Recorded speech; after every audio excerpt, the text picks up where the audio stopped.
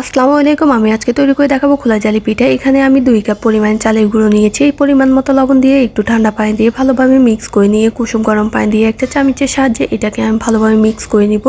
এখন দিয়ে দেব 2টা পরিমাণ ডিম। আমি 2 কাপ চালের গুঁড়োর জন্য 2টা ডিম ব্যবহার করতেছি। ডিমগুলোকে ভালোভাবে মিশিয়ে নিয়ে আর একটু কুসুম গরম পানি দিয়ে দেখেন আমি কতটা পাতলা একটা ডো তৈরি করে নিয়েছি। এখন খোলা বসিয়ে খোলাটাকে ভালোভাবে গরম করে নিয়ে দিয়ে দিচ্ছি এখানে চালের গুঁড়োর মিশ্রণটা দিয়ে আমি ঘুরিয়ে নিলে জালিযুক্ত খোলা জালি পিঠা তৈরি হয়ে যাবে। এভাবে আমি সব 2-3টা আপনাদেরকে তৈরি করে দেখিয়ে দিতেছি।